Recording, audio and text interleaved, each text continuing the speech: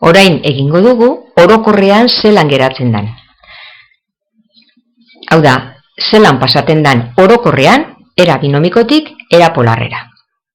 Marrazkian ipini dugu zenbaki konplexu bat, orokorra dana, bere zati erreala A eta bere zati irudikaria B dana. Lehengoko moduan, prozesu guztia eginta gero, lortu dugu.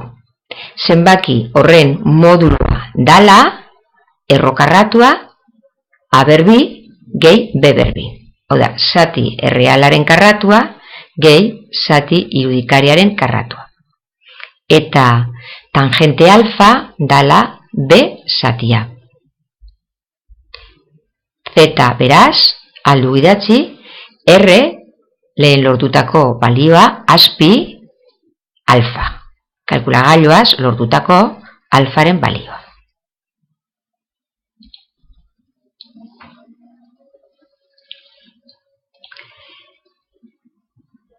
Orain prozesua izan bera aldrebez. Hau da, era polarretik zelan pasaten da era binomikora.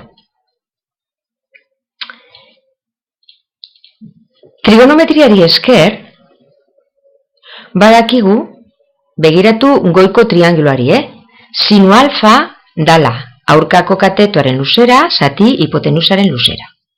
B, zati R. B askatuz, B dala R sinu alfa. Eta goiko dibujari begira, berriro, kosinu alfa dala alboko katetua, zati hipotenusa. A, zati R. A askatuz, ikusten dugu, dala A, R bider kosinu alfa. Bi formula hauek dira erabili behar ditugunak, R eta alfa ezagututa, A eta B kalkulatu alizateko. Hau da, borobilduz, Z daukagu. Z zenbaki hori daukagula idatzita era polarrean. Horrek ez suposatzen dau, ezagutzen ditugula bere modulua eta bere argumentua. Bale? Ba, hartzen ditugu bere modulua eta bere argumentua, aplikatzen ditugu bi formula hauek, A eta B kalkulatzekoa, eta Z eukiko dugula. Zati erreala, A, kasu honetan R bider kosinu alfa, gehi, zati irudikaria, B, kasu horretan R sinu alfa. Parentesen artean eta bider I. Alda idatzi bebain nahi zen eskero, R biderkagai komuna aterata.